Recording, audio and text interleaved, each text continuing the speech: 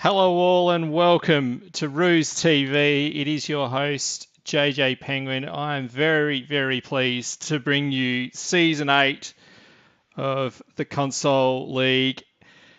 We are here at Laguna, Seca, and I'm joined by Jamie and Footner. Welcome, lads. Thanks, JJ. Great to be here again. Great to be seeing the PS5 season kick off finally. Yeah, echo what Jamie said. Very excited to be here and bring you guys all the live action. Yes, this is going to be very, very special. And we will jump straight into some of the details for this season with the calendar. So this is round one at Laguna Seca. So this is actually the second week.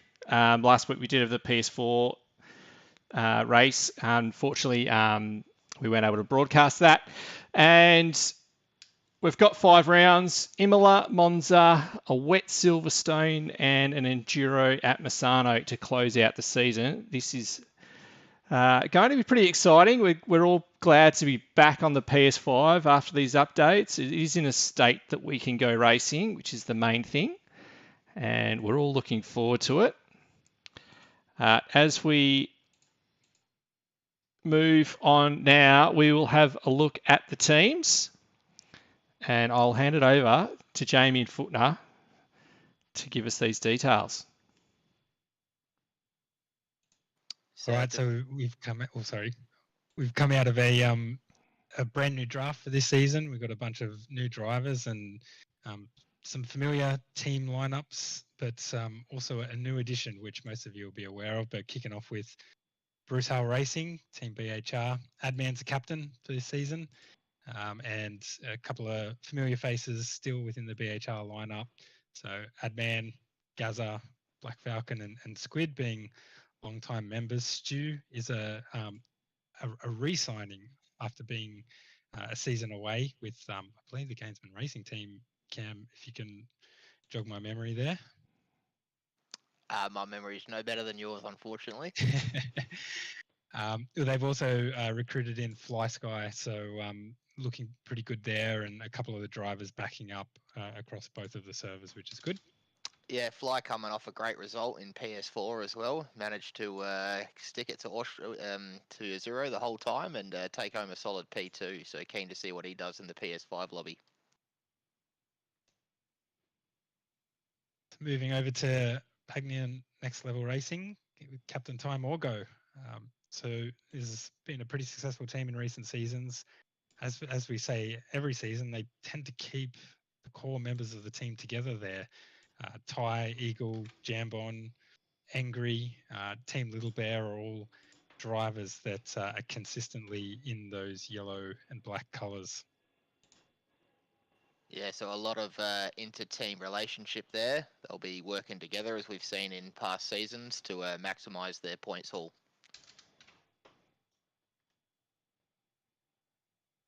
on to Selby Acoustics, captained by K-Man, and looking like a pretty strong team this one, particularly stacked in the PS5 lobbies.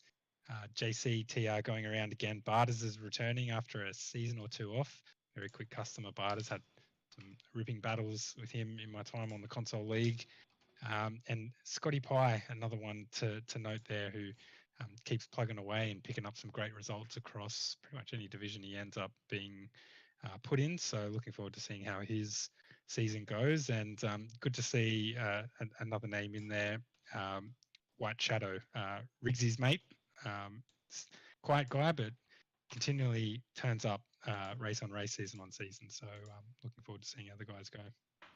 Yeah, pretty stacked AM lineup there. A couple of good results for all of those guys last season, so they'll definitely be looking to convert this season. And led by the ever experienced K-Man, he'll be passing down some knowledge to these guys. So Burrow Dogs, games and racing team, and fresh off a championship win, I believe, last season, if I'm getting my memory correct. I haven't been gone that long, but it may as well have been a couple of years. But Burrows kept along Andrelli as a close lieutenant in that team, and some really quick drivers there. You had some great battles, Cam, with GT King last season. We know guys like Into Rules, Adam Kammer, and Tabasco are pretty good mates and often find themselves racing together. And I'm sure that they'll be bringing it hard to the Pro M&M divisions as well. Certainly, definitely keen to see GT King step up into the PS5 League. He was absolute rocket ship back in the PS4 days, so I'll have my eye on him, watching what he can do. And this next team, I am very pleased to introduce Podium Racing Team with Bounty as the captain. With all the effort that Bounty does within RaceOnOz for the hosting of the championship points, the results, along with help from Andrelli as well. I think I speak for everyone when we say we very much appreciate the efforts that Bounty puts in, and it's awesome to be able to introduce his particular team, Podium Racing Team, for Season 8. Yep, absolutely stoked for Bounty and the great work that he does for us here at Rooz, not just in ACC land, but across the different platforms. And I'm not surprised that his wily racing brain has recruited some excellent drivers there. Javar, who is the champion from the PS5 division that I competed in last season, and I'm sure he'll be looking to take up the fight again, particularly with Slambo, Vic, and myself not around this season, so he'll definitely be the guy to chase. But also his mate, I believe, Ash Wizard, also very quick, and a couple of experienced customers there, Metal Steel and Sparky in that lineup, very strong, Cam. Yeah, Wizard, I believe, was top in the times last time I had a look, so he's definitely one to keep an eye on, and we know the pace of Gawur is nearly unmatched, so very stacked lineup, and should be able to bring home some very good results for Bounty in their first season. Apologies, Riggsy, your name's not on there. That's my fault. Sorry, mate. And we will move on to the Laguna Seca.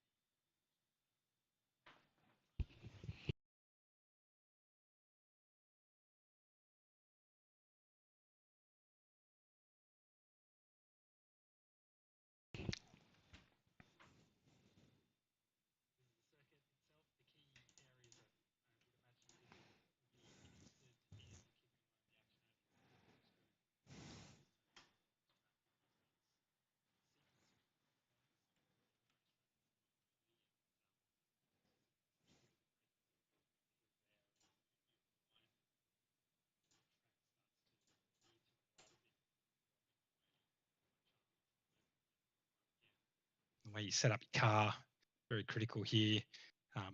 Paying particular attention to your suspension setup, your dampers, and your ride height. There's a way to go fast through there, but a setup that will take you through there safely over 30 odd laps. I'm not sure how many we'll end up doing over an hour race here, but definitely a safe setup will be very advantageous for the drivers. So the format for tonight, the drivers have been out for their 60 minutes of practice. They will then be going into a 15-minute qualifying session where you can bet your bottom dollar they'll be pushing 10/10, trying to extract all the time they can out of their cars. Everyone's been doing setup practice throughout the week, trying to dial it in. Expecting to see some times in the mid-22s. And following qualifying, we will bring in you a 60-minute race with one mandatory pit stop. Drivers must take tyres. So it opens the door to a little bit of strategy, overcuts and undercuts.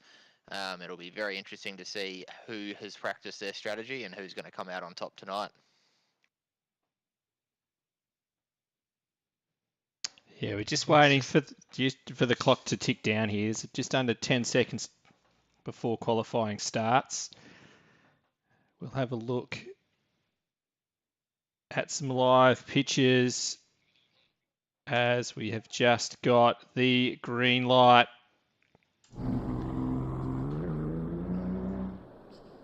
And that is actually me. We don't want to be looking at me. And so here we go. The cars are filing out of pit lane. Unfortunately, there's just a bit of a glitch with PS5 in that in spectator mode. The banner in the right-hand corner is stuck on this Roberto bloke. Must be very quick. There's plenty of him. So we'll have a look at the leaderboard throughout the race and throughout qualifying. That's also a way for me to figure out who it is we are actually looking at. So this is actually Jambon. We are on board with it at the moment. A very short lap around here, so they've got a lot of opportunity to build time to the first out lap. Typically we'll see the third flying lap or the second flying lap of the faster time. Two different ways to tackle qualifying. You can either do a couple of stints and throw some fresh boots on, or you just go out and try and develop that rhythm and just build lap after lap.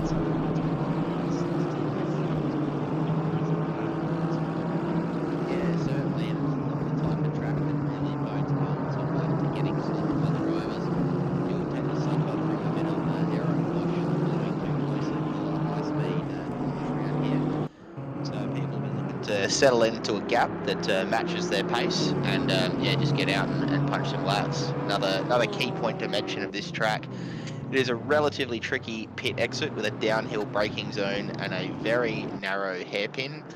We did see a McLaren go slightly wide in one of the earlier angles there, so hopefully people have practiced that and we don't see any casualties throughout the race. And we can see Jambon's quickly caught the back of that Aston Martin. I believe that must be Bounty. That is Bounty, yes. So that's kind of hampered his initial lap. I wonder if they were quite close together as they started the lap. But Jambon really closed in on him there. Yeah, and Jambon's just tucked in behind and pulled out of that lap, so he's going to have to form up and go again while Bounty is unleashed on another flying lap. So Javar's back in the Porsche. Yeah, very familiar territory for him. He's got the pace in it, as shown. First flying lap, he goes to the top. Still 11 minutes remaining in his qualifying session, and a few quick operators going to be looking to hunt that down. GT King slots into second there, only a 10th behind.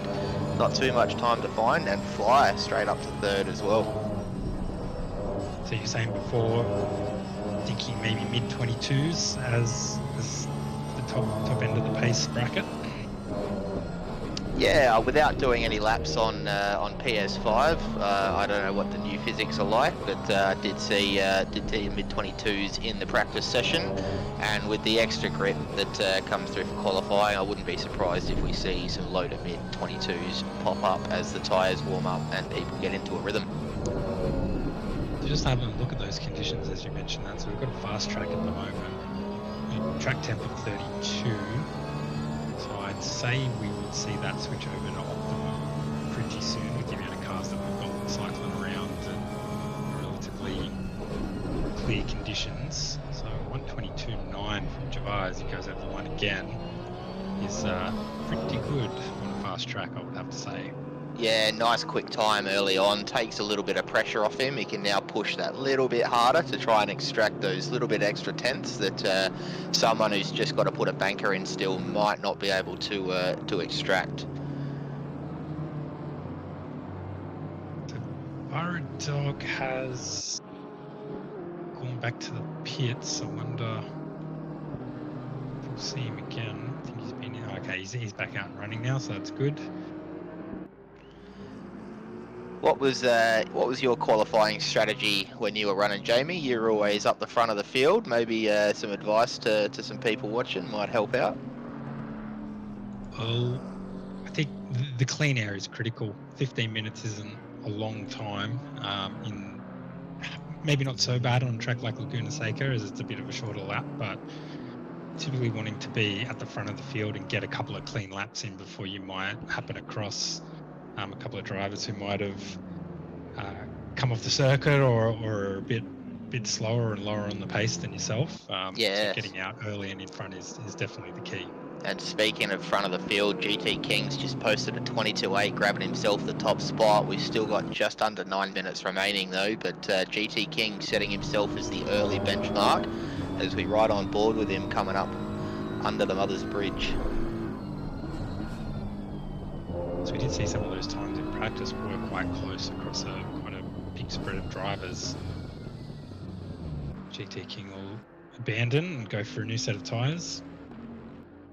Stu has done the same. That was always my strategy throughout qualifying sessions. Get out and try and put a banker on, try and put a little bit of pressure on the other drivers to know where they've got to be, and then make sure you strap some new boots on as the track develops the grip, and really utilise the maximum grip level, which is dynamic as the rubber goes down. Definitely, again, on a shorter track, it's worth the fresh pair of boots because you get an extra lap or two. Certainly. We're riding on with Baradog now as he starts a flyer. Currently 1.9 seconds down, but that's not going to be indicative of his timing. Baradog's a very quick operator, nailing the apexes through the series 1 and 2 corners. I think we'll ride on board with him and see what he can post. Keeping a good distance from some of the sausage curbs in the opening sector, which is good. Yeah, we'll be looking to put a safe banker on and unleash his full potential a bit later in the qualifying session, I dare say, but can't stress the importance of getting a solid banker in. It's not easy to drive under full pressure at the end if you haven't got a good lap in. Or invalidating. Track limits are a factor here, especially in the corkscrew and some of the corner exits. It is a bit easy just to run that little bit wide or cut a corner as you're pushing. So track limit's definitely going to be a factor here. Took the corkscrew quite nice, as well as that difficult left-hander turn 9, the rainy curve. Oh, he's just gone a bit wide there. That might have invalidated his lap. We'll see if he carries on. Yeah, that final right-hander, very technical corner.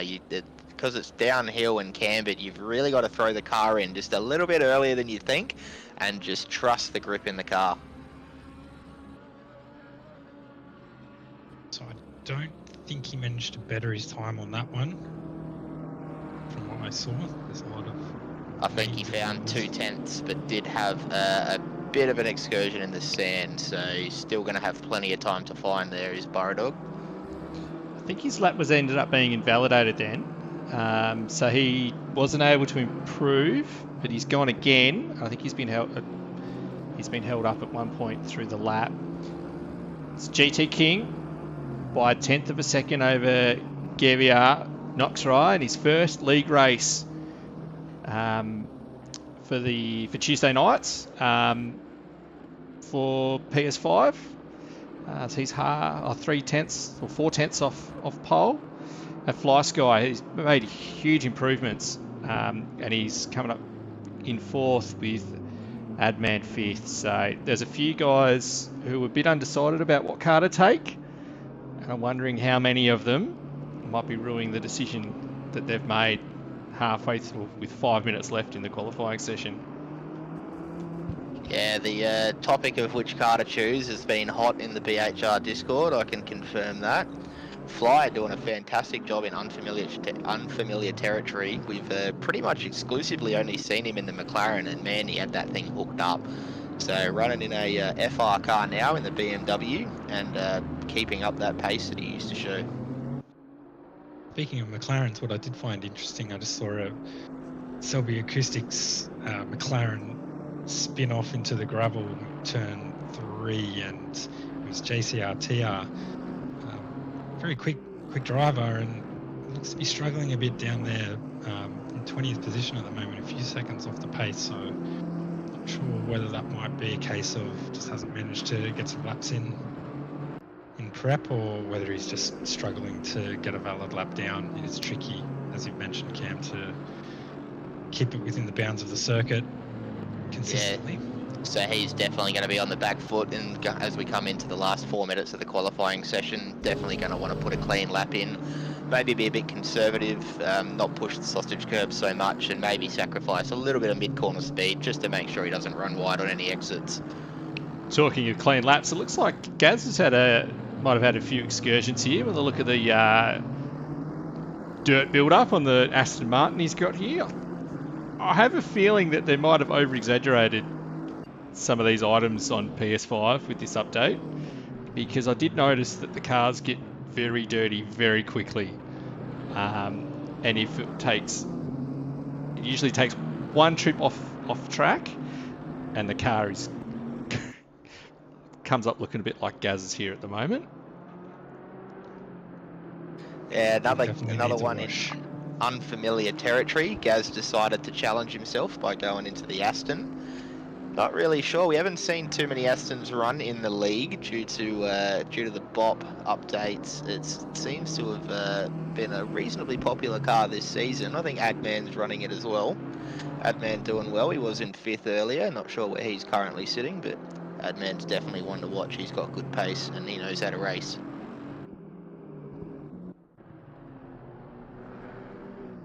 Getting a few reports on the chat that they can't hear me very well, so I'll just...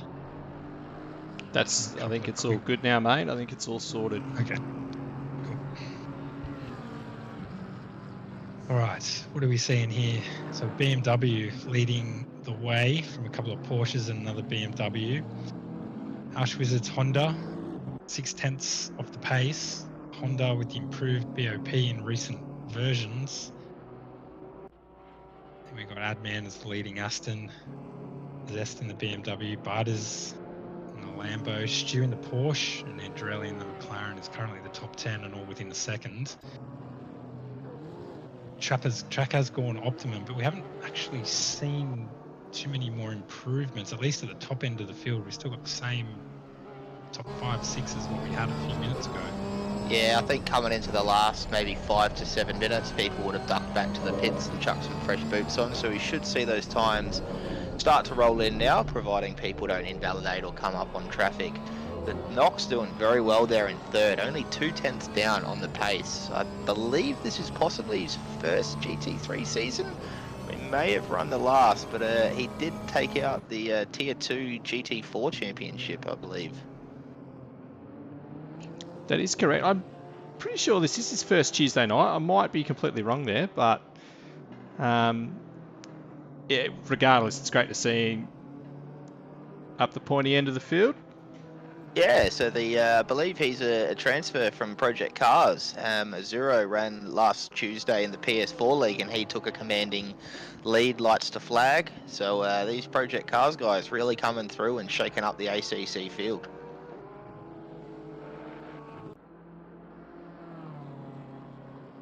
So Javar did come in for a change of boots relatively late. So this is his first flying lap since this change. And I think he'll get over the line for another one, but he's come up against the Honda of his, I believe that's Wizard. He's got out of the way. So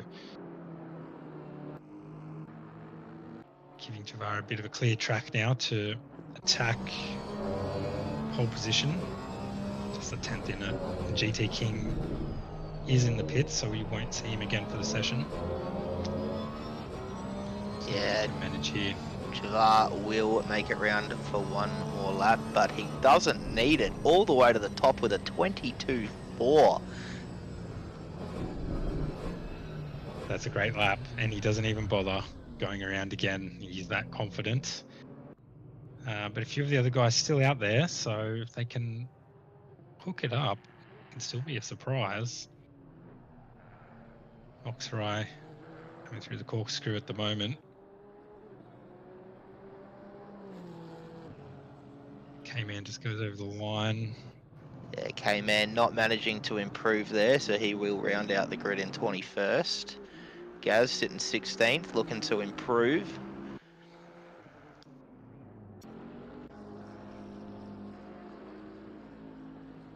A few of the guys calling it if they have already invalidated their lap. I've just got my eye on Noxray going over the line. Can't improve, so he takes a checkered flag. Fly also couldn't improve. That's a checkered flag for him. As we're on board with Stu, who does improve. Stu slots up to 6th, right behind Orsh Wizard, and that will conclude our qualifying by the looks of it. So Wizard's still out there. It looks like he's going around the final corner, but no, he's invalidated that lap. So that does take us to the end of qualifying. So, Goer, really solid showing there, over 3/10 clear in pole, followed by GT King, moving up to PS5 almost seamlessly.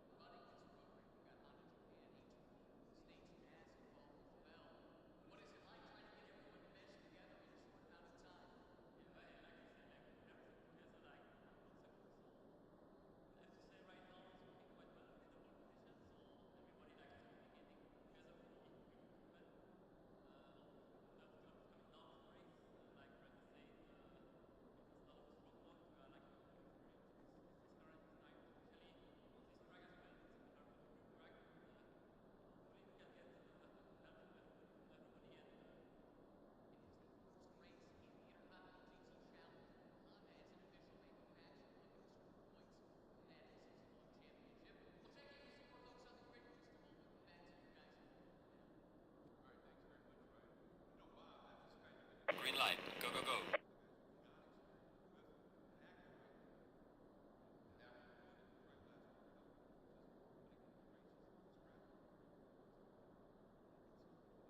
Side of the qualifying times.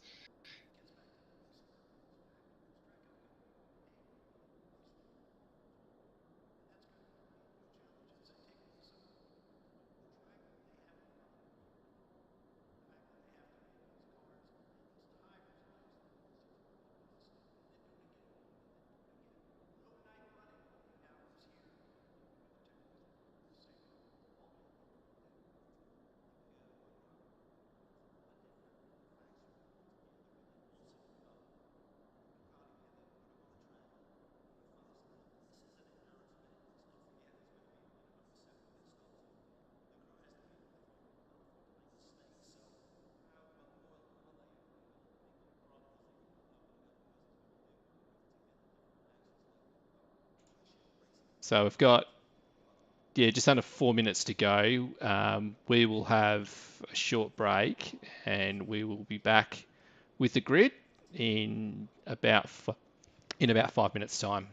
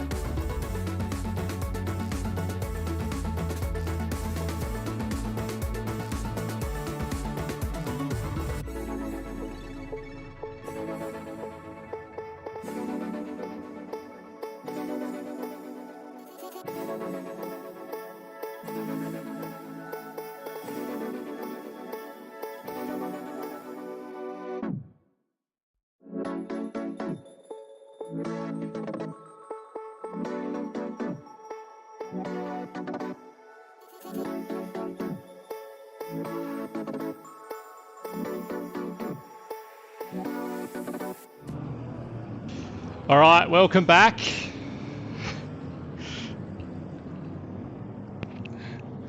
The cars are making their way through to the grid. Unfortunately, there is a car stuck at turn 1, which unfortunately is actually me. I'm not in spec mode. I'm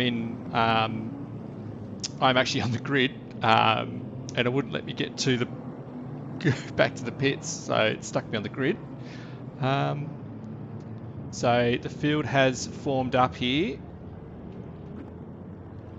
and we are just getting ready for the start of this race. So there's a lot of cars out of position here, which is unfortunate. Green light. Go, go, go. And I think there's cars in the pits here as well. Yeah, there's still we've there's got contact at turn 1 as well. A couple of BHR drivers involved there. Yeah, that looks like Fly was turned around. That's unlucky for him, starting from 3rd. He now finds himself at the back of the grid. It's like I have a feeling there is a car in pit lane. Or is that car made its way out? It is now out, so that was Barra Dog. Yeah, there's Barra Dog there. At the moment on track though, Javar's kept the lead. Goes into the fast left-hander up there, turn 6.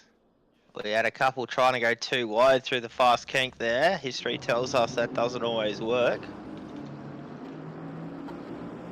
Looks like they've navigated it cleanly though. Everyone trying to file into their corrective pace order.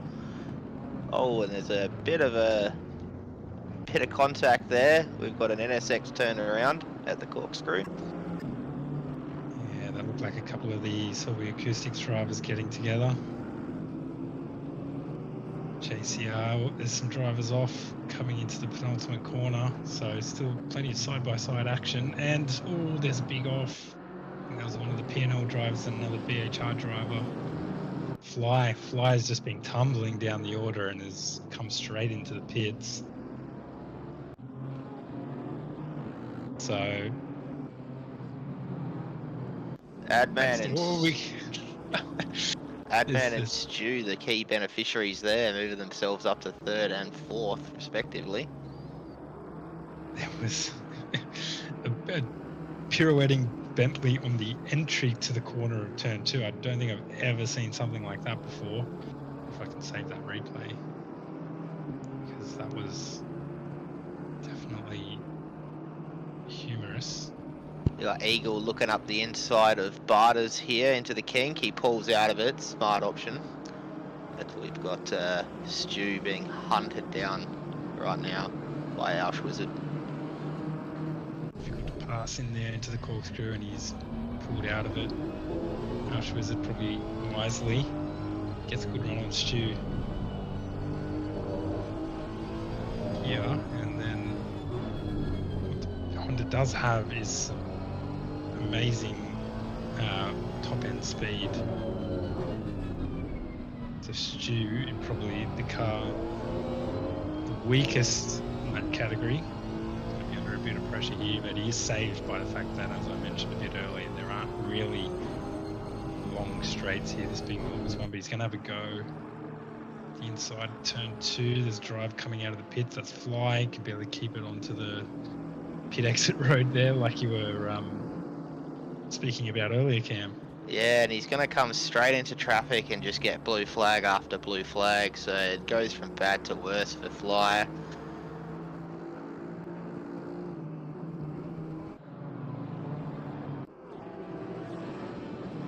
Having a look here, so GT King has inherited the lead of the race from Javar. Found it a bit difficult to follow what was going on at the front there as the times were going off, but I anticipate that Javar's probably made a mistake there. GT King's taken advantage of it. Yeah, GT King's always going to be there. He loves just to sit there and wait patiently for a mistake. Yeah, definitely I can attest to the amount of pressure you feel when you've got a car of GT King filling up your rearview mirror. But we see him leading the race here. Not familiar territory for him, but he's definitely going to be in the box seat with clear track in front of him now, looking to pull a gap on Goer. So I'll tell you who this has also worked out well for. Adman. So in that Aston, he's just sitting there in third place. He's dropped off a couple of seconds behind the leaders, but does have a bit of a gap to fourth place Zest One, who has had a stonker of a start. If I recall correctly, qualified 8th, so doing well there in 4th. Yeah, Adman's going to be running a consolidation race from here, I reckon. He's just going to be looking to bring home a solid 3rd and start his championship off with a solid points haul. So we've got... What's going on here? Kick it and drip it. Not sure what that is, but anyway. Let's have a look what's going on. So Stu has been passed by Wizard.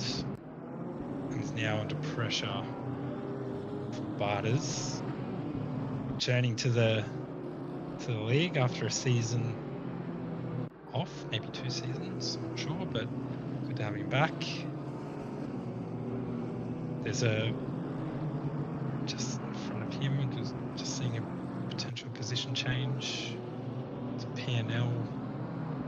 Zest One under pressure from Wizard is coming up into turn 1 and 2. 3 P&L Bentleys all line and stern from P8 to P10, so 3 of them in the top 10. It's going to be a solid points haul, probably in comms as they all normally are. They do tend to follow a similar pit strategy as well. Typically like to come in and get a mandatory pit stop out of the way early, but we do run slightly different regs these days. It's just the 1 mandatory pit stop for tyres, so it doesn't always make a lot of sense to do that. Yeah, we must have missed what happened to Knox there. Finds himself down in 14th. Must have been tangled up in that turn 1 drama. So not the greatest start for Knox after qualifying in 4th.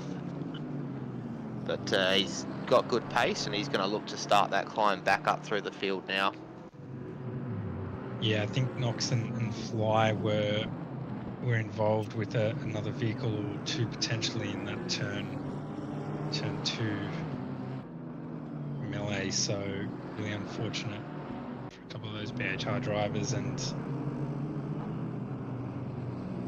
big recovery job here. But it is a long race. We have just under 53 minutes remaining, and as we've seen, action has been aplenty, so keep it circulating and try and pick up any pieces of the puzzle that fall off the track in front of you. As we see a stranded McLaren there, JCTR not able to keep that car pointing in the right direction through the corkscrew, but he is underway. Looks to have escaped major damage, so at least he won't have to have a forced pit stop early. But GT King still leading the way, being hunted down by Jawar, 7/10 behind him, increasing that gap to Adman in 3rd, who is in turn increasing that gap back to Zest One. So GT King stolen the fastest lap off Javar, which is interesting because it really shows that he has some underlying pace there, and it's not going to be easy for Javar to just cruise up and cruise by him. It also shows the importance of a clean track, helping that visibility, not having to think about how early the car in front of you brakes, especially as we've got 2 very different cars. We've got an MR Porsche and an FR BMW. So they're going to have strengths and weaknesses at different points of the track. And Jawar is just going to be learning here. He's going to be in absorption mode, just trying to watch where he's faster than GT King, and if he's got the pace later in the race, he's going to be thinking well ahead to where he wants to make that move. Ooh, he's just taken a bit of the sausage curb, Javar, and he's kept it together, which is great driving. Yeah, well gathered, but it has given GT King a little bit more breathing room, which he is going to relish in. But it goes to what you were saying, Cam, about that having that full concentration and keeping all you can see. It's really moving around that Porsche. Sorry, the camera's moved on a bit, but I was just following Javar there, and he's really throwing it in, but the rear isn't really liking what he's trying to do with it. So he's dropped another few tenths off the back of GT King. Yeah, so maybe what you were talking about earlier, if he did have a mistake in GT King capitalised, maybe it's just rattled his confidence. And there is a car off in the background there at the corkscrew, but maybe that just was rattled that was Barters there. He's come off the corkscrew. Oh, that's unlucky for Barters in his familiar Lambo. He was doing well, climbing up the order, reaping a couple of positions. He's just dipped a couple of wheels and he's coming under attack from Eagle now. Eagle going to try the over-under. Not going to have the drive out of the corner to get it done.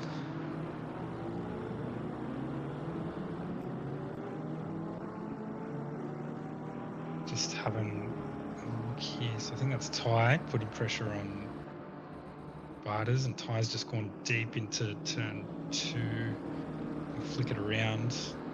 This looks like it's going to be a battle between a couple of seasoned campaigners that could go on for a little while. I was on just a moment ago and I saw something interesting. I think it was one of the Aston Martins that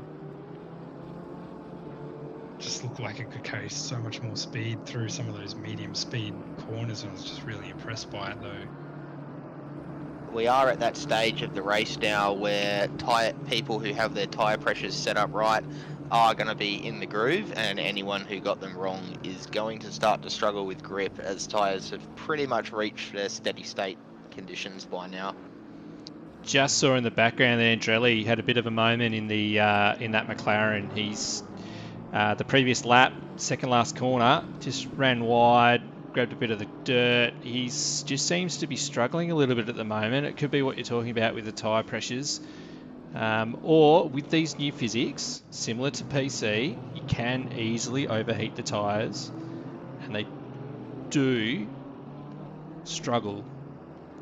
So yeah, here we go. Yeah, he's just ran wide, so he's got the big handful with that car.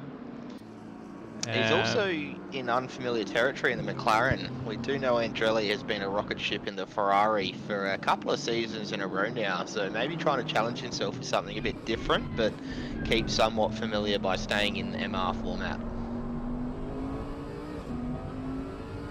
He was starting to really get a grip on that Ferrari. He was putting in some excellent performances across a couple of the divisions last season, so decided to change it up. Interesting what you're saying about the tyres though, JJ, just before. We've done a few races on PC now and having experienced what that feels like, and I can tell you it definitely takes a bit to learn how to be able to drive within those limitations once you've put a really extreme heat cycle in the tyres, and the tyre just wants to retain that temperature, and it just carries on for an entire stint, and you really got to look after the tyres at the right time, because a small mistake or even consistent mistakes over on top of each other will just really layer up the damage that you're doing. You'll pay for it later on in the stint. Just missed what happened to Jambon there, but he finds himself down in 16th chasing medal. So he was in the top 10 with his teammates Ty and Angry, and now he finds himself buried back in 16th place. Must have been the lap before, because that one doesn't look too shabby. There's a lot of good close racing going on. It's the battle that we're watching here. Saying Jambon in the middle of it with medal. Aaron's there. There's also a few battles going up. I think the battle for third might be heating up shortly too.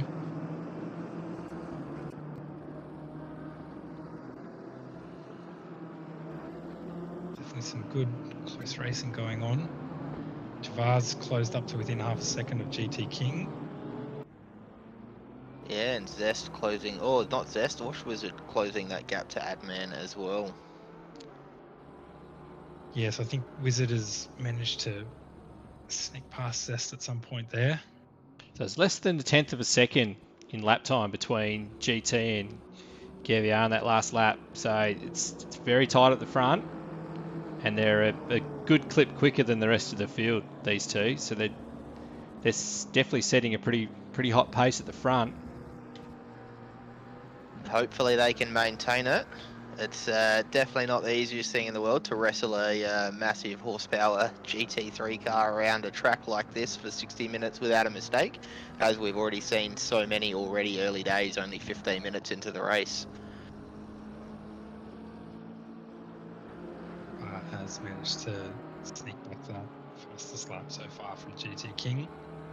It's great that on the console version you can see that now, who owns that. Or has Javar really got very close to the tail of GT King there coming into the corkscrew? Yeah, so maybe gaining a bit of braking confidence there, and like I said earlier, maybe trying to work out where he can get a move done at the earliest possible chance. Probably likes to lead, as does GT King. Everyone wants to be the leader, no one wants to be the follower. So he's going to be looking to get that move done as soon as he can, I reckon. With a bit of a gap back to third, they've got a fair bit of insurance to have a little bit of battle and side-by-side running through some corners. So just having a look at this battle for third, which has been heating up. So now that Wizard, who I think we know has quite a lot of pace, has managed to clear a few drivers, Stu, Zest, and perhaps others, he's just managed to really reel in Adman. So what had turned out to be was looking pretty comfortable for Adman in third is now he's under massive pressure here. Yeah, I'm wondering if there was a mistake from Adman, because I saw that gap balloon out from around the 4-second mark to the 11-second mark. So we didn't quite catch that, but possibly a mistake there, and it's brought him right back into the clutches of a hard-charging horse wizard who's found 8/10 on the last lap, and really trying to tuck himself under that very dirty rear wing of Adman.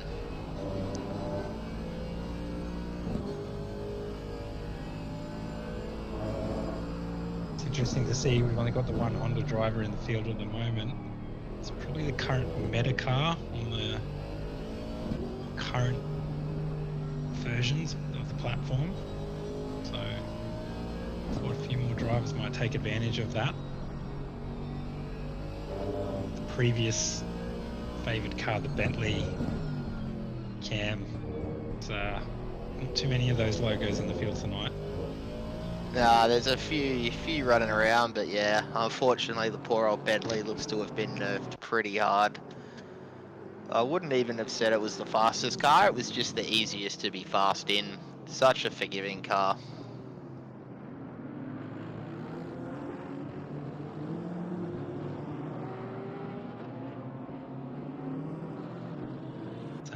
Adman, he's just clipped the outside there of turn 3, and that sent him into the wall, sent him across the track and into the wall. Ash Wizard has managed to scoot by, and it's an unfortunate mistake from Adman.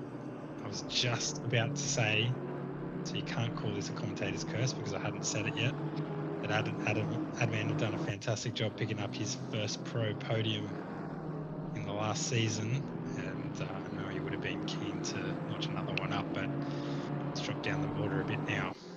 Well, we Just are subconsciously did that to him then, mate. Your former captain, former teammate. I'm going to have half the league out for me soon. It is only round 1, so he's just got to keep the car pointing the right direction from here on in. Top 10 finish doesn't put him out of the running. He's just got to think long term. That's always the biggest thing, especially early on in a championship. You've just got to think long term and maximise your points potential given whatever situation happens, whether it be turn 1 contact or a pit lane penalty or anything like that. You've just got to look long term and play smart and race smart. So I tell you who does think long term, and that's Gaz, who had been driving nicely, looked to have been keeping out of trouble. He found himself with teammate Knox Fry with a fair bit of base coming up behind him, so Gaz has just led him through nice and cleanly on the front straight. He'll carry on his race. But that leaves Stu as the leading BHR driver. There were 4 BHR drivers, I think, in the top 8 or so from qualifying. So a few of those drivers have dropped down, unfortunately. But Oh, Bounty's just had a big moment in the Aston, a corner further on from Adman. He slight damage across the back. He almost kept it off the fence. But that was a big moment for him. Very easy to do at that part if you dip a wheel. I have noticed there is a little bit of a bump at the end of the ripple strip, which tends to unsettle the car if you do hang the car out that long on the exit of the corner. Possibly what Bounty just experienced there, but looks like he got away without any major damage, maybe suffering a tiny bit of rear aero, but hopefully he can keep going. But we are getting into pit stop territory. Someone who's maybe feeling a little bit stuck behind a driver in front could possibly start to go for an undercut now with only 40 minutes remaining on a fresh set of boots. Well, there you go, Jamie. There's yeah, Nick Kramer in the chat. Definitely a commentator's curse. Oh no. Well, so Burrow Dog, after starting from pit lane, has found himself in 15th. So he's done a pretty good performance to get back to there. He had qualified in. Sorry, I missed it. I think he was 12th. quite down. 12th he qualified. So he's almost made his way back to where he was at the beginning there. So that's a good effort. Not many pitters at the moment. K-Man is just in the pits at the moment, so I think he's taking no further part. Fly Sky has done his mandatory stop, which we saw a bit earlier, but Metal still came in for his stop and looks like he's sped in the pit lane, so he's now serving a stop-go 30 seconds. Oh, that's brutal, that. And I'm just back on the lead battle here, which is really hotting up. Javar is really pushing GT King around the circuit here. Very, very keen to get by. So he's using all of the track inside of turn 4. Seems to lose a bit in the more high speed of turn 5 there. He's really closed up because GT King just couldn't quite nail the apex. You can see he's looking for a run, but he's probably not going to make a move here.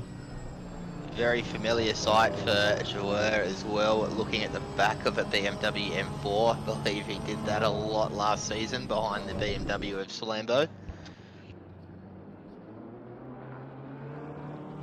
I'm sure then he'll be aware of the car's particular strengths and weaknesses, the characteristics.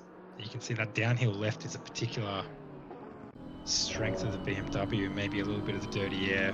Javar struggles to follow him through there and does manage to make up the ground throughout the rest of the lap. You can see how much more speed he can carry into the entry of a corner, which is a strength for the Porsche as Adman is taken to pit road.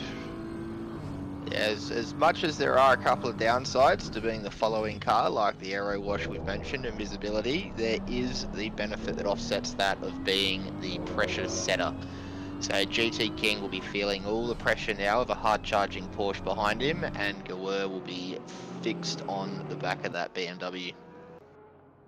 So you were telling me an interesting approach that you take as the leading driver, which you happen to find yourself in position quite often. So tell us a bit about that. Yeah, well, it doesn't really matter what position you're in. Just luckily happen to find myself in the front more often than not. But you can't race fast while you're looking backwards. It was a key piece of advice I got in my early days of racing, and it stuck with me throughout to this day. So eyes forward as often as you can. You don't want to be racing the car in front. You want to be focusing on what's in the car behind. You want to be focusing on what's in front, hitting your braking markers, hitting your turn-in points, and nailing that lap. We know these guys aren't separated by a great deal in lap speed, so if GT King can just put his head down and put those fast laps in, we know that Jouer isn't going to have the pace, the raw pace to get past, because they are so tightly matched. So that's always what I focused on, just putting in a lap together, lap after lap consecutively, and making sure I couldn't be passed. Well, GT King's doing a great job here of that defensive mindset. He was only really going defensive when he absolutely needed to. He realised the areas that it was going to be difficult for Javar to fashion a move. And I would say he's doing a great job here, just putting that BMW exactly where it needs to be. The Porsche just closes up rapidly under brakes. It really is exceptional in that area. And see, Javar's probably struggling to really time it right, particularly coming into the corkscrew, and he's having to almost pull the car up. As GK King's gone wide, this is going to give Javar a great chance into the corkscrew. I think he'll take it. Yeah, he's going to get that done before the braking zone there. So we do have a change for the lead. That was the other thing I wanted to mention on when you're feeling the pressure of the car behind. Quite often, no one ever practices defensive driving. It's the type of thing you develop over years and years and years of racing. So if you find yourself trying to defensive drive lap after lap, you will see mistakes creep in because it's not what you're used to. You will try and brake offline to take the inside and there will be less grip. You'll go deep. You might have compromised entry into a corner. So try to avoid defensive driving as much as you can until it's necessary. And yeah, like I said, just hit those marks. So Gawur is going to be looking to do exactly that now. GT King going to feel a little bit rattled after that mistake, although he does have the benefit now of being the pressure setter. GT's just struggling to hit apexes at the moment. There we go. He's just ran wide again then. Maybe pushing real hard early on and has lost a little bit of tyre life. So possibly see him attempt the undercut strategy, I would say. Far also went wide there to the corner preceding the corkscrew. I think both drivers probably are struggling a little bit in different areas. I think Stu's had a big moment somewhere. I think he's must have some damage here. I think he does. Ooh, So he's just noticed. No, he just dropped down to 14th and he's on his way into pit lane. It's unfortunate for Stu. He was running real solid there in 6th, I believe. Or maybe 5th after Adman's unfortunate off. So it gets from bad to worse for BHR. Yeah, they're having a rough night. Your old team there, Jamie. Yeah, and I was just having a look. I was just mentioning that Noxray got past Gaz a few laps ago. Gaz letting him through. Noxray's found himself behind Gaz again. So, yeah, there's a lot going on. I wonder if the rustiness for some of the drivers, because we're seeing quite a lot of offs. We talked a bit earlier about this track just keeps coming at you and requiring maximum concentration. So, tough one for round one for the season. Well, there has been a big lack of practice because of the dramas with the PS5 update.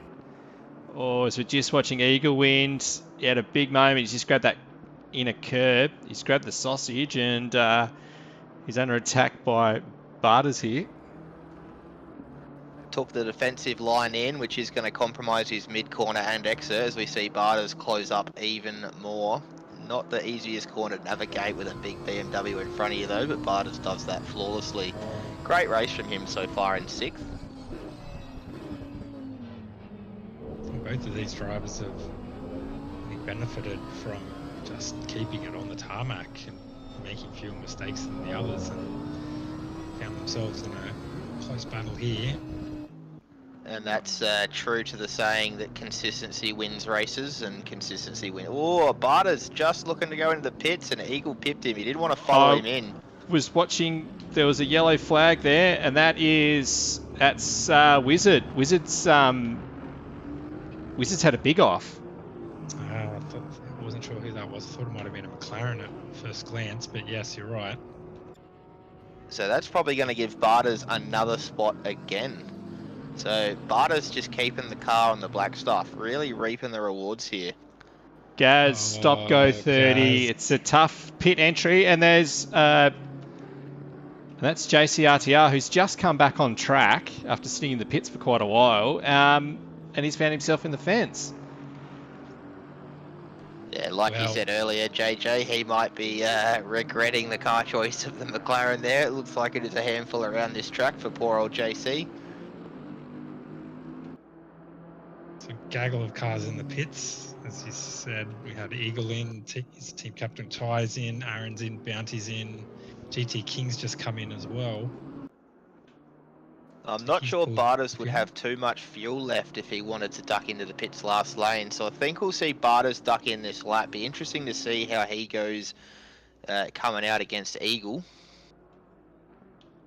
I think Bartas must have had a moment on that lap then as well, because he was within a second and a half, halfway around that lap then.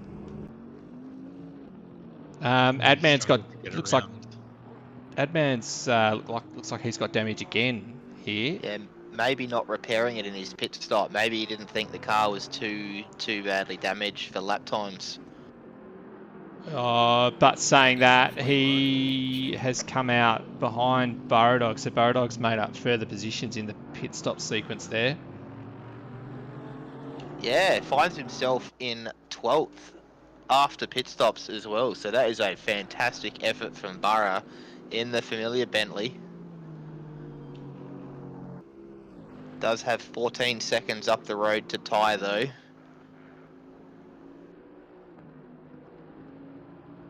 GT King's just exited the pits from his stop. Keep an eye on Javar. Javar's in.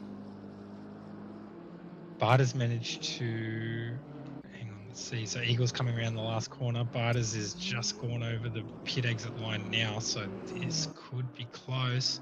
Bartas has that very tight exit. Bartas got ahead of Zest one then as well, so Bartas has made up a couple of positions in the pit stops then. And he's come out on Eagle as well, so brilliant stop there from Bartas. It's always important to nail your pit stops, and Bartas has done exactly that and reaped the rewards.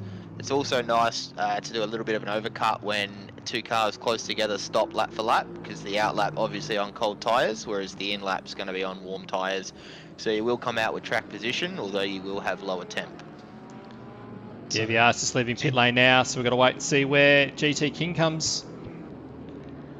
Coming through the last corner, he did have a bit of traffic. A P&L driver ducked into the pits just before, but Javar is away off the control line. GT King's coming around. They're side by side pretty much. GT King should be able to hold a lot more mid-corner through here, and he should come out. Looks to be nearly a second. Yeah, that's a great move. Big position change, particularly considering Javar had managed to make that pass on track a few laps earlier. And now so GT King, yeah, GT King really needs to use this tyre temp to his benefit and build up that little bit of a gap while Gawa's tyres come up to temp.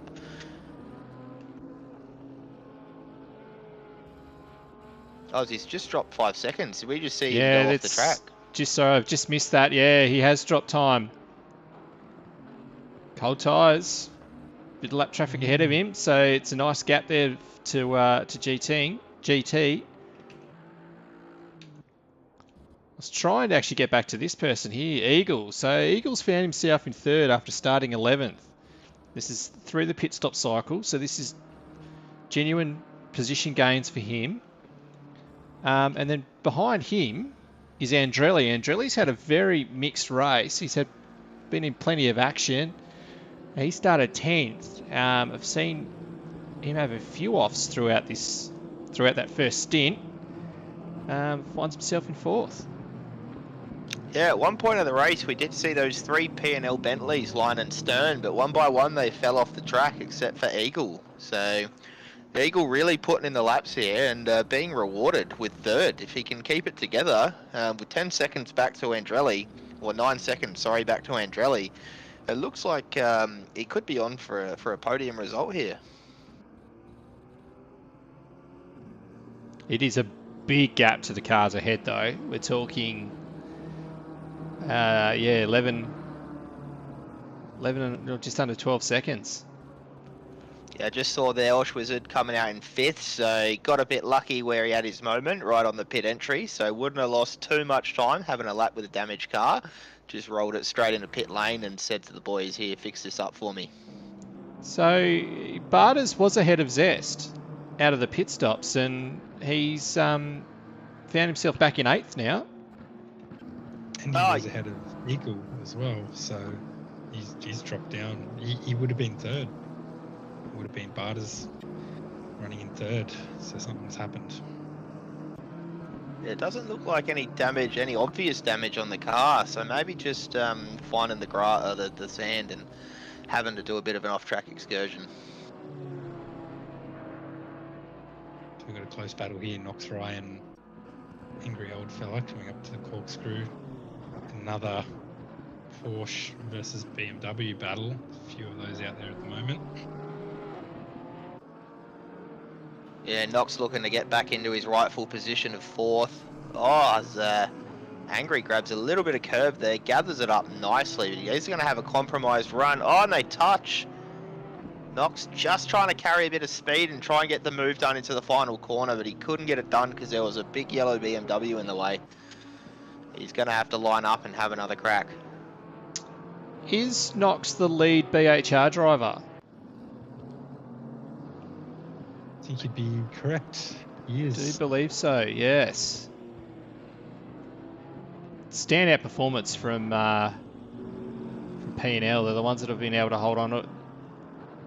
I think they've got the most of their drivers in the top 10 there, as Angry is struggling to hold on to this BMW. He is, and Knoxray's putting him under a lot of pressure. Angry's got some experience. I think he was driving this car last season, so it shouldn't be too unfamiliar for him. Knox carrying a lot of speed through that left there. It's not going to be enough to get the move done into the corkscrew, despite how good he is on the brakes. But Angry's definitely going to be feeling that pressure now, seeing how quickly Knox can close that gap back up. This is where we saw the contact last time. Angry navigated the corner a little bit easier that time, but Knox still closing.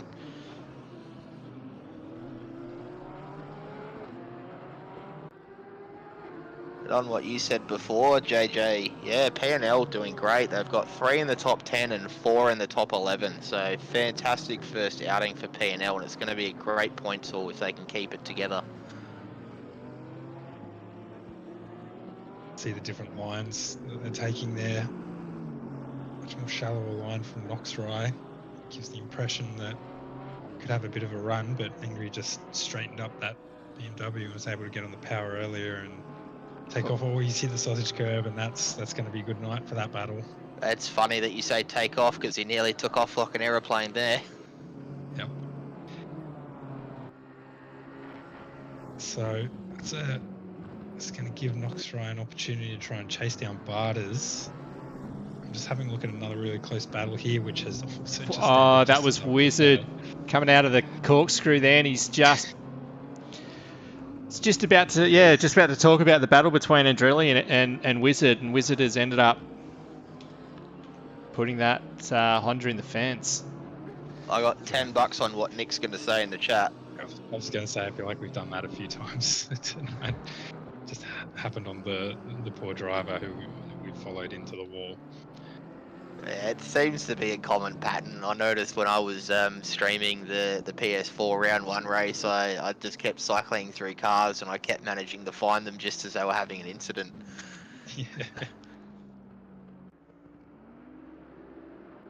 Yeah. Here's Gaz after his stop-go 30. So there's quite a number of cars between GT and Gerbia now. That gap is now 10 seconds, so I would say that's probably a further couple of issues for Javad, just pushing a bit too hard. Maybe a few excursions into the gravel, and that's a long way to make up in 20 minutes of racing. GT Kang's going to be going into conservation mode. It's not worth risking anything now. Worth sacrificing a little bit of lap time just to be able to putt around consistently and consolidate that win. Although Gawur looking to get the hurry up and do his best at chasing him down. So Stu has been in the pits for a little while. Oh, he's actually going again. I was about to say he's retiring. Actually, or is he? He's off the jacks. Anyway, he's there. Who have we got So here? Bardas has had another moment. Has dropped back through the field further. So he's back behind Knox and Angry now.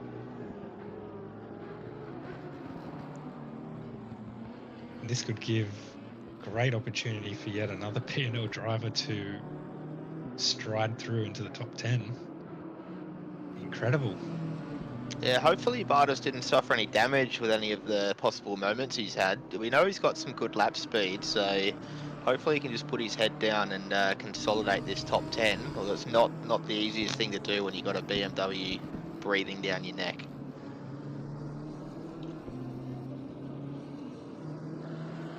As we see a very interesting camera angle there.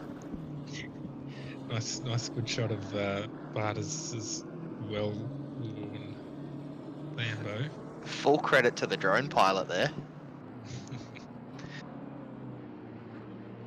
I have to say, while we keep an eye on this, if Andrelli thought he had a moment to breathe after that mistake, he was very much mistaken, because Zest 1 has just come flying up. Oh, they've contact into turn 2. Zest 1. And this is it's big contact. That's continuing on too. Looked as though Zest grabbed that curb on the inside and it's just chucked him straight ahead into Andrelli. Yeah, Andrelli not looking to give him any room there, squeezing him all the way to the entrance, and Zest has mounted the sausage and speared him into the side door of Andrelli. So Zest might back it off just for a lap or two and regain composure, and then have another crack at Andrelli as the race goes on.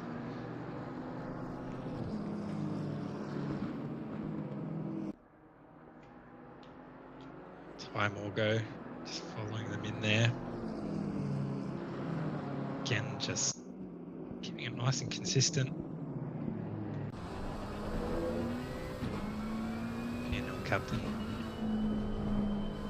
Actually, if Zest is P&L, that puts 5 P&L drivers in the top 11, I believe, if my calculations aren't wrong. That's right, yeah. And to be all 5 of them in the top 10 if Jambon can just get past Bardas, so that's just incredible effort. That's just credit to P&L. They've always done that. Possibly not having the biggest amount of race wins against their team, but they always show up with solid results, and that's netted them a couple of teams championships because of it. So they know what they've got to do, and they're seasoned veterans at this.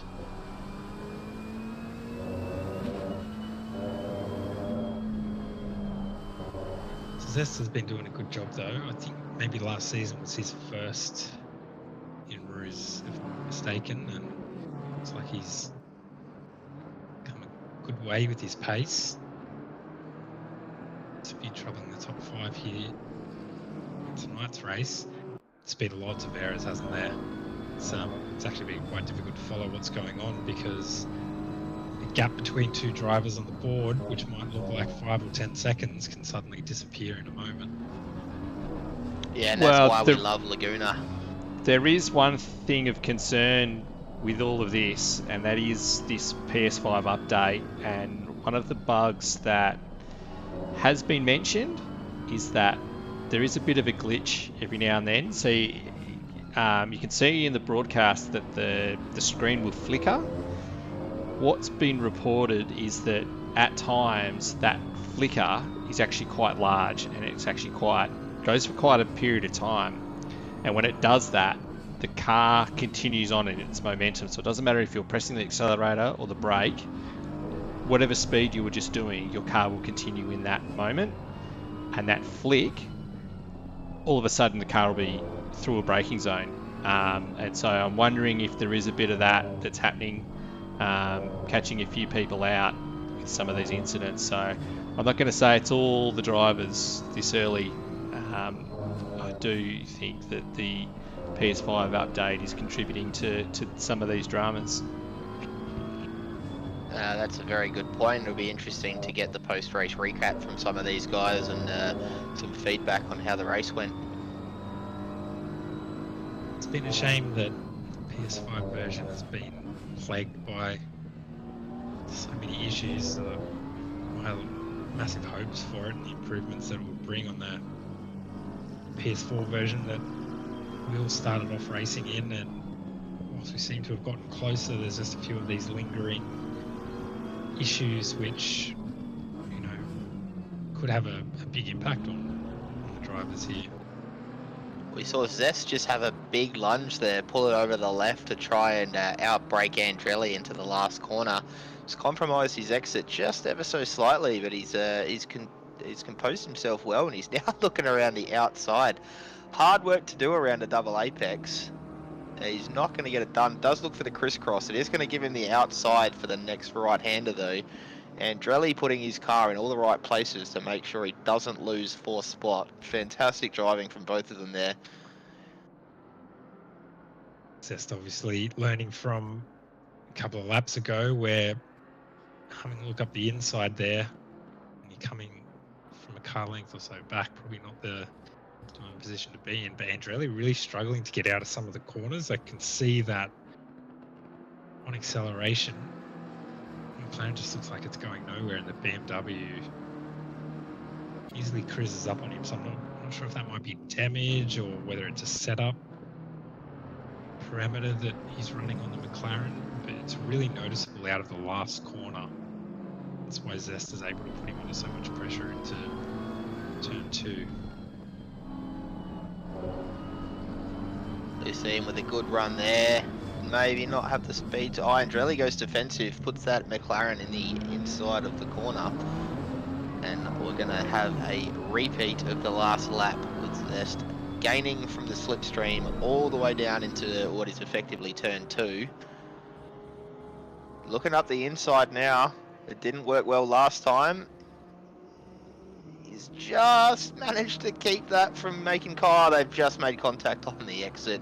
Andretti has had to settle back into 5th. So he's done much better there. What he's done is still looked at the inside, but has managed to get on the brakes just early enough to ensure that he could pull it up by the apex, and that's given Andretti something to think about. Pushed Andretti wider line. Now Time Orgo's looking to take advantage of the momentum that Andretti's lost since having to spend a couple of corners offline. But it was a smarter move by Zest that time, and I thought it was a good pass. Yeah, it looks like he got benefited a bit by Andretti going in a little bit deep, or maybe just seeing the car on his inside come up on the HUD and just giving the room. But either way, we have had a change in position, and Andretti now sees himself under pressure from Time Orgo. Another yellow BMW.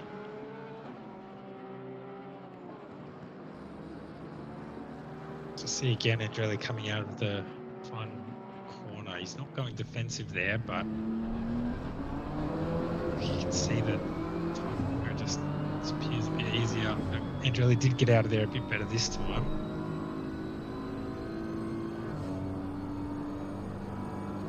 I'm not sure if we've missed something. Oh, we have. It looks like Oshwizard has fallen down the order. I just saw everyone had tucked back up a spot. So Knox into 7th, Angry into 8th, and Oshwizard finds himself in 11th. So a bit of a moment there for him. Knox is ranging right up on the back of this battle here as well. He's made good gains on this group. He's going to keep making the gains if they keep battling as well. He's closing that gap like lightning. He's had a bit of pace, qualified really well, and spent various times during this race high up the order. He's been up and down a bit of a yo-yo actually, with a couple of errors and throughout the pit stop phases, but he's really back up as we enter, get ready for the last 10 minutes of the race. So, yeah, that Hush was a mistake that's allowed Jambon through to the top 10, and we have our entire P&L crew driving in the top 10 at the moment. Yeah, despite a few of them having incidents, they've all recovered well. So a lot of action happening in this race, and a lot of beneficiaries through all these little mistakes that people are making and getting damage. Ooh, Knox has a lot of confidence, getting on the power early. Turn 2. The Thai, Ali veteran, shut the door. Yeah, I can definitely attest to how hard Ty is to get past. He makes that car as wide as he can, but those little errors are going to be lighting up Knox's eyes, and he's going to be thinking, I'm going to have an opportunity very soon. So when you see the car in front have those little moments, those little slides, as Ty just has another one there, doesn't look like Knox is going to have the speed to get it done before the corner. But as you see a driver in front have those little moments, you start to think, and you think, I'll just back off and keep the pressure on and try and force another mistake.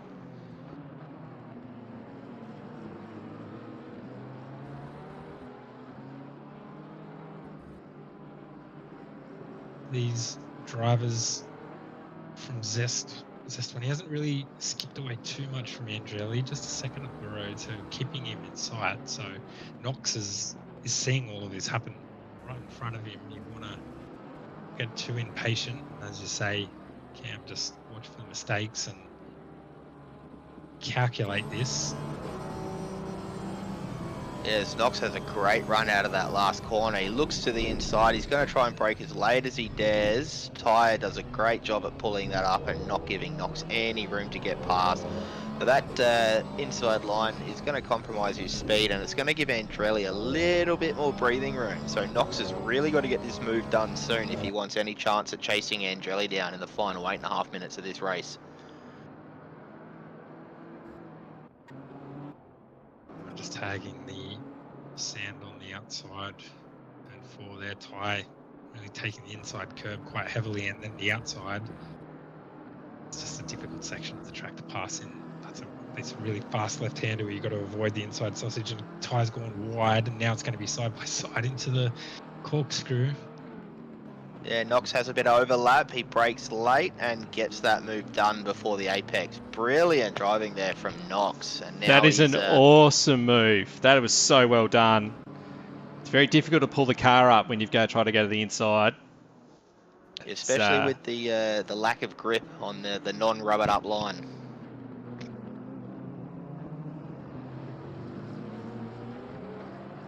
Just having a bit of a gander at Riggsy and Azzurro in the chat, keeping an eye on proceedings.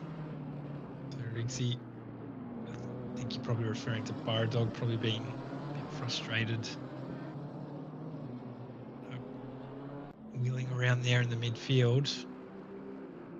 Javar's actually lost another 12 seconds to GT King, so actually where does that put him in relation to Eagle? Probably not close enough. On that Riggsy note as well, I hope Riggsy's having a safe trip home. Did spend the weekend down in my home state of South Australia, crewing for the Australian Production Racing Championship, where he was televised with his famous pit stop there. So it was good to meet him and put a face to the name.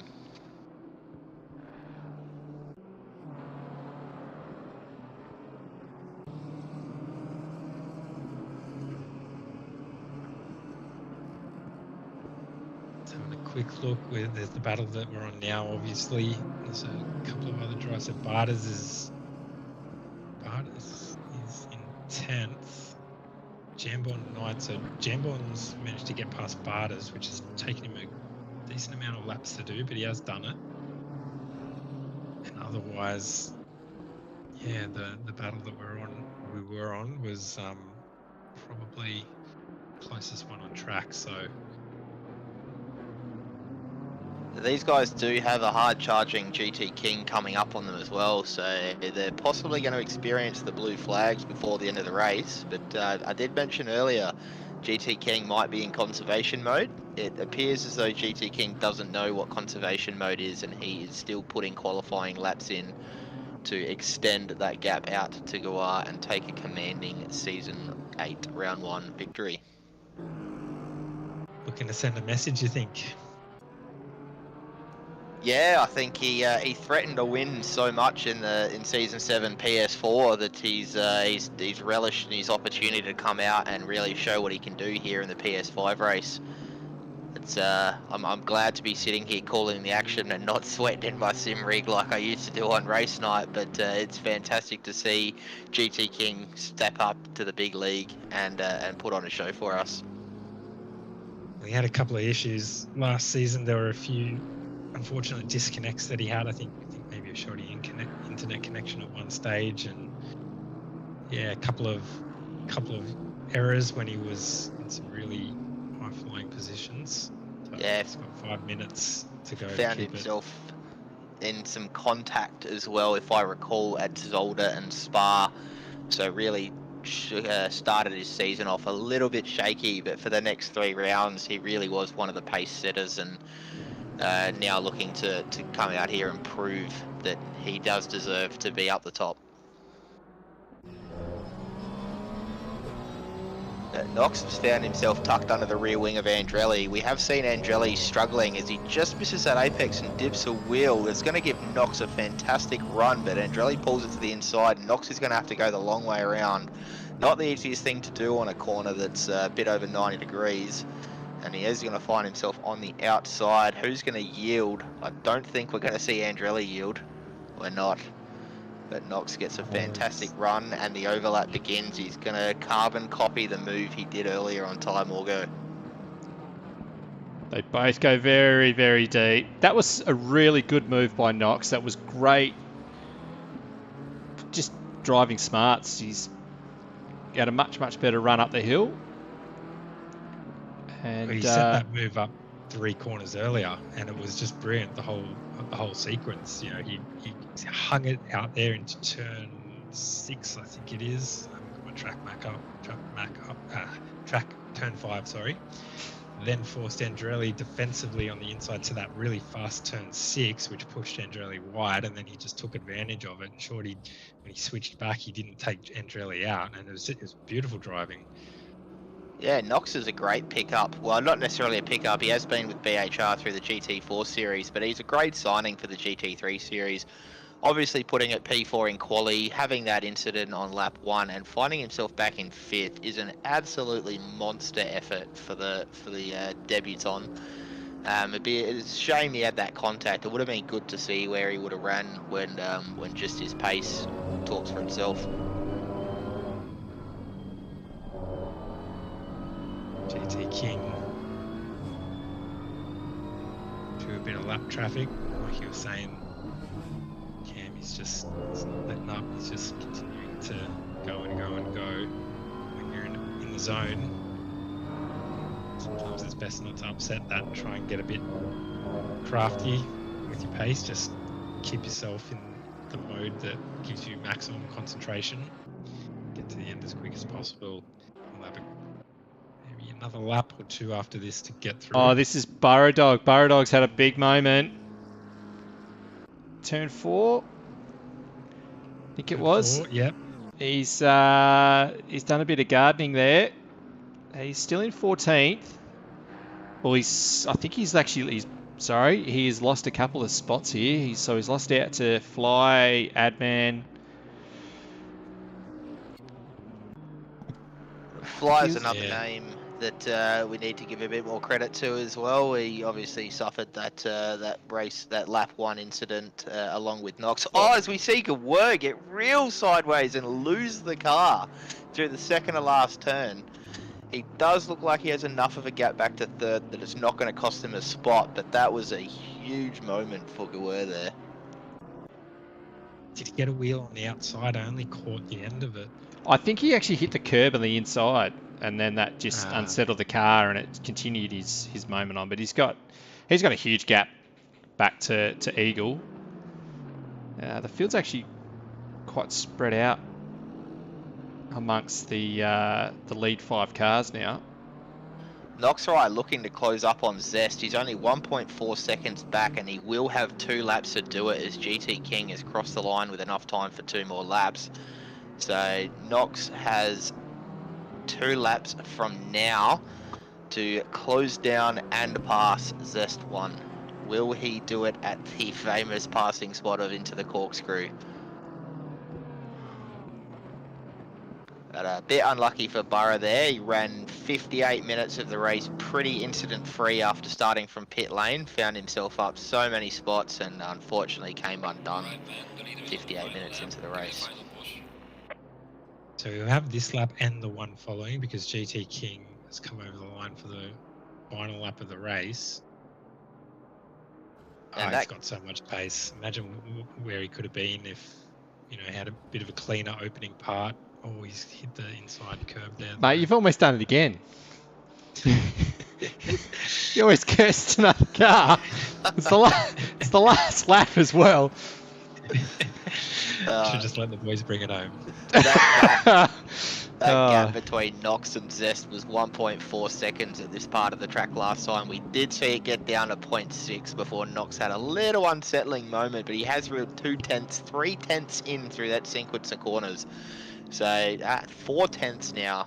So Nox with some fantastic late race pace.